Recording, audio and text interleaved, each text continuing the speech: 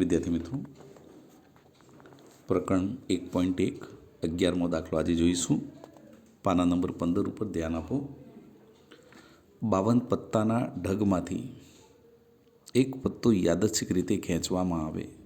52 પત્તાના ઢગમાંથી એક પત્તું યાદચ્છિક રીતે ખેંચવામાં આવે તો આપણને ખબર છે કે દરેક જે 52 પત્તા છે એમાં 13 પાના હોય છે.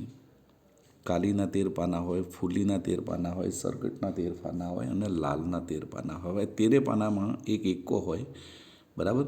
પછી એક ગુલામ હોય, એક રાણી હોય અને એક રાજા હોય, બરાબર. અને 2 થી 10 સુધીના બીજા હોય છે. હવે જો ખેંચવામાં આવેલું પત્તું કાળીનું હોય તેને ઘટના એ કહીએ છીએ. મિત્રો, કાલીનું કીધું છે. પહેલાં તો 52 પત્તામાંથી એક પત્તું ખેંચવામાં આવે તો એના નિર્દેશ અવકાશો આપણને ખબર છે કે 52 પત્તામાંથી કોઈ પણ પાનું હશે, પણ કયું છે એ ખબર નથી. તો U બરાબર 52C1 બરાબર 52, બરાબર. હવે અહીંયા એવું કીધું કે જો ખેંચવામાં આવેલું પત્તું કાળીનું હોય તેને ઘટના એ કહીશું. હવે અહીંયા જે પત્તા છે એની અંદર મેં મારી રીતે ધાર્યા છે, તમે ધ્યાન આપો.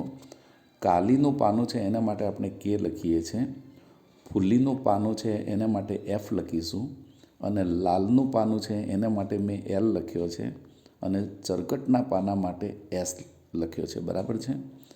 સારું. વળી જે ગુલામ છે એને આપણે J તરીકે, રાણીને Q તરીકે અને રાજાને K તરીકે લઈશું. આ ખાસ ધ્યાન આપીશું. સારું. હવે ટોટલ 52 પત્તા છે, એમાંથી ગમે તે એક પાનું લઈએ તો ટોટલ 52 પરિણામો આપણને મળે છે. શક્ય 52 પરિણામ, પણ કયું મળશે એ ખબર નથી. તો તમે જો નિર્દેશ અવકાશ થાય છે U બરાબર K1 એટલે કાલીનો એક્કો, પછી K2 K3થી લઈને K10 સુધી, પછી KJ એટલે ગુલામ, KQ એટલે રાણી અને KK એટલે રાજા. આવી રીતે 13 પાના હોય. મિત્રો, ફૂલીમાં પણ આવી જ રીતે સેમ 13 પાના રહેશે, લાલમાં પણ 13 પાના રહેશે અને ચરગટમાં પણ 13 પાના રહેશે. એટલે U બરાબર Nની સંખ્યા થાય 52, બરાબર છે. સારું. હવે ધ્યાન આપો. અહીંયા લખ્યું છે કે ખેંચવામાં આવેલું પત્તું કાલીનું હોય તેને ઘટના એ કહીએ. હવે ખેંચવામાં આવેલું પત્તું કાલીનું હોય, કાલીનું એટલે 13 પાના હશે, તો તેને ઘટના એ કહીએ. તો ઘટના એ બરાબર કુલ કાલીના 13 પાના હોય, 13માંથી ગમે તે એક હશે. તો શક્ય કયા કયા પાના હોઈ શકે? તો કાલીનો એક્કો, પછી કાલીનું 2 નંબરનું પાનું, કાલીનું 3 નંબરનું પાનું, પછી K10 અને KJ, KQ અને KK, આવા 13 પાના હોય. એનો નિર્દેશ અવકાશ, બરાબર. હવે 2, ખેંચવામાં આવેલું પત્તું એકાથી દસાનું હોય તેને ઘટના B કહીશું. હવે એકાથી દસાનું કીધું છે તો એકાથી દસાનું પાનું હોય તેને ઘટના B એટલે કે ચહેરા વગરનું પાનું, બરાબર છે. તો એકાથી દસાનું પાનું તો એ કાલીના પણ એકાથી દસાનું સુધી હોઈ શકે, ફૂલીના પણ એકાથી દસાનું હોઈ શકે, લાલનું પણ એકાથી દસાનું હોઈ શકે અને ચરગટનું પણ એકાથી દસાનું હોઈ શકે. તો તમે જો ઘટના B બરાબર KA, K2, K3 અને K10. આવી રીતના ફૂલીમાં FA, F2, F3 અને F10. લાલમાં LA એટલે કે લાલનો એક્કો, લાલની 2, લાલના 3 અને લાલના 10. આ રીતે આટલા પરિણામો હોય છે. હવે અહીંયા તમને કીધું છે મિત્રો કે A યોગ B, A યોગ B એટલે અહીંયા તમારે A અને Bને ભેગા કરવાના છે, બેવડાએ નહીં, એ રીતે A યોગ B એટલે કે ઘટના A બને અથવા ઘટના B બને, એટલે કે Aમાં હોય અથવા Bમાં હોય, આ બધાને ભેગા કરવાના છે. તો તમે જો ઘટના Aની વાત કરીએ તો કાલીનો એક્કો, પછી KA, કાલીનો 3, બરાબર, અને K10, KJ, KQ અને KK, બરાબર.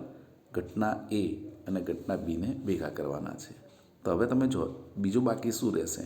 તો FA થી F10 સુધી એકાનું હોય, પત્તું કાલીનું હોય, એટલે કાલીનું હોય ત્યાં બધા જ આવી જશે, ચહેરાવાળા પણ આવી જશે. પત્તું કાલીનું હોય અથવા પત્તું એકાથી દસાનું હોય, બરાબર. તો હવે તમે જો એકાથી દસાનું તો FA, F2, F10, LA, L2, L10 અને SA, S2, S10 આવા પાના હોય છે. A યોગ B એ છે B. પત્તું કાલીનું હોય અને પત્તું એકાનું હોય, એટલે કે બંનેમાં હોય એવા. તો તમે જો ઘટના એ અને ઘટના બી આ બંનેમાં હોય એવા આપણે અહીંયા લખવાના છે એ છેદ બી. તો બંનેમાં હોય તમે જુઓ તો અહીંયા કેથી કે કાલીના એકાથી કાલીના દસા સુધી આ બંનેમાં છે. તો આપણે અહીંયા લખીશું કે એ, કે 2, કે 3 અને કે 10. બરાબર, એ છેદ બી. હવે છે બીની પૂરક ઘટના. બીની પૂરક ઘટના એટલે કે U minus B. U minus B એટલે કે યુમાં હોય પરંતુ બીમાં ન હોય. યુમાં હોય પરંતુ બીમાં ન હોય. તો અહીંયા આપણે યુ અને બીની સરખામણી કરવાની છે. યુમાં હોય પરંતુ બીમાં ન હોય. તો તમે જુઓ બીમાં 1 થી 10 સુધીના બધા પાના છે, જ્યારે યુમાં 1 થી 10 સુધીના બધા પાના અને ગુલામ, રાણી અને રાજા એ પણ ખરા. તો અહીંયા તમે જુઓ કાલીનો એકો, મિત્રો ફરીવાર ધ્યાન આપો, યુ માઇનસ બી એટલે યુમાંથી આપણે બી બાદ કરવાનો છે. યુમાંથી આપણે બી બાદ કરવાનો છે. બરાબર. તો અહીંયા તમે જુઓ 1 થી 10 સુધીના બધા પાના છે. 1 થી 10 સુધીના કુલ 40 પાના છે. બરાબર. તો હવે બાકી શું રહે છે? તો તમે જુઓ કાલીનો ગુલામ, રાણી અને રાજા, ફૂલીનો ગુલામ, રાણી અને રાજા, પછી લાલનો ગુલામ, રાણી અને રાજા, અને ચરકટનો ગુલામ, રાજા અને રાણી. આ રીતે રહેશે. બરાબર. તો મિત્રો આ દાખલો થોડોક તકલીફવાળો ખરો, પણ એને સમજીને પ્રયત્ન કરશો તો તમને ખ્યાલ આવી જશે. બરાબર છે. સારું. હવે આપણે દાખલા નંબર 13ની વાત કરીએ છીએ. ધ્યાન આપો. દાખલા નંબર 13માં તમે જુઓ એક યાદચ્છિક પ્રયોગની ઘટના A1 અને A2 નીચે મુજબ આપી છે. યોગ ઘટના આપણે શોધવાની છે અને છેદ ઘટના શોધવાની છે. તમે જો A1 બરાબર આપ્યું છે 2 કે 2થી વધુ અને 6થી ઓછા. 2 કે 2થી વધુ અને 6થી ઓછા એટલે 2, 3, 4 અને 5 આવી સંખ્યાઓ રહેશે ઘટના A1માં. અને A2માં લખે છે 3 કે 3થી વધુ અને 3થી વધુ અને 9થી ઓછા. 3થી વધુ અને 9થી ઓછા એટલે 3થી વધુ 4, 5, 6, 7, 8, 9થી ઓછા 9 ના આવે. બરાબર. તો ઘટના A2ના ઘટકો છે 4, 5, 6, 7 ને 8. હવે અહીંયા તમારે A1 યોગ A2, A1 યોગ A2. બરાબર. તો અહીંયા A1 એક U2 એટલે કે A બને અથવા બી બને, એટલે કે ઘટના A1માં હોય ઘટકો અથવા A2માં હોય. બરાબર. બંને ઘટકો આપણે અહીંયા ભેગા કરવાના છે. તો તમે જુઓ 2, 3, 4, 5, 6, 7 ને 8.